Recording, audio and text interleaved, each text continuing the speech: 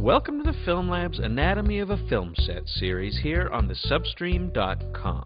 You are currently watching part 4 of 4. Over the course of this video series, we've taken a look at the different departments within a film crew and how they function on set during the production of a film. We've learned how the production department launches the project and keeps the film shoot running. We've looked at the various talented artists and designers that bring the world of the film to life. And we've seen how the technical personnel actually craft the final film seen by audiences. That's you. But even still, there are other key members of a film crew that cannot be classified so easily. And depending on the film, there are entire departments with special skills that are only called on when needed. We call these people the specialists. Often overlooked, but integral to the functioning of a film set just the same.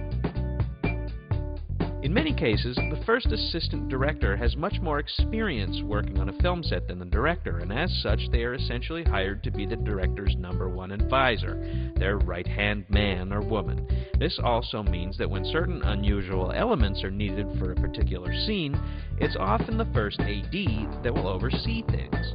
They make sure that things continue to fall in line with what the director is after, while considering the safety of the entire crew. For example, many films call for animals, in which case an animal wrangler is hired to obtain, train, and guide the performance of any animals needed for filming. While certainly not uncommon, animals are not usually present on set, so the first AD and the animal wrangler work out a safe and efficient plan for filming the animals, allowing the director to concentrate on whether or not the performance is to their liking. Additionally, the production of some films require practical and potentially dangerous special effects like fire or breaking glass. The first AD double-checks with the special effects coordinator to make sure that any effects are performed safely and efficiently. The effects coordinator usually has a team of highly skilled special effects technicians that actually perform the effects and help the actors with any safety instructions.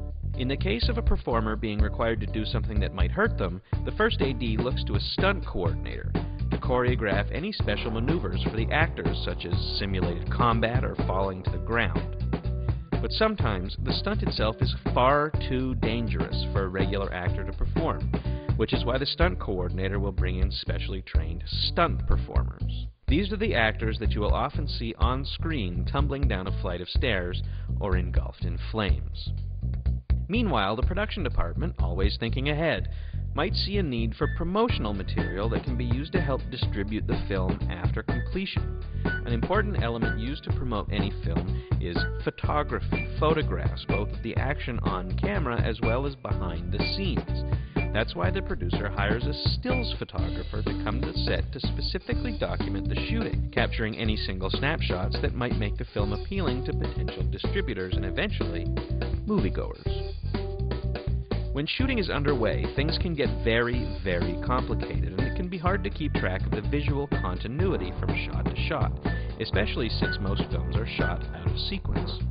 This is why the production department dispatches a script supervisor to help the director and first AD keep track of things like whether or not the actors were sitting or standing at the end of the previous shot, what hand they held their martini in.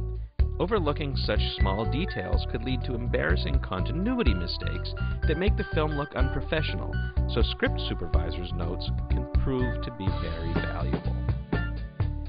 And finally, arguably the most important person on any film set, small or large, we have the craft service personnel.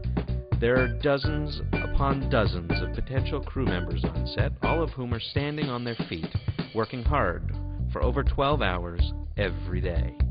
And each film might also have dozens upon dozens of performers as well. So that's a lot of potentially grumpy people stuck together for long stretches of time. It might sound simplistic, but it is actually quite true that the best and easiest way to keep people calm and happy is to feed them, and feed them well. The first AD knows this, which is why they are often concerned with having the craft offerings be plentiful and accessible in order to keep the stress levels of all personnel at a manageable low. In addition to these specialists, there could be literally dozens more that are only called upon when their specific talents are required for a film shoot. And while none of these specialists are directly involved with the production of the actual film, they are in fact absolutely necessary in order for things to run smoothly on set, which is all that the first AD could ever ask for. All in all, every single facet of film production is important to the whole. Each part of the anatomy of a film set has its own special function, contributing to the whole while working in tandem with other specific parts in order to create something singular, something with a complexity that often gets taken for granted by the average filmgoer. In an industry as exclusive and seemingly impenetrable as professional film production, it often helps to understand the inner workings of all the hard-working departmental personnel involved. Hopefully, this video series has helped you gain perspective on the bigger picture and has perhaps piqued your interest in an on-set department that you might have previously been unaware of.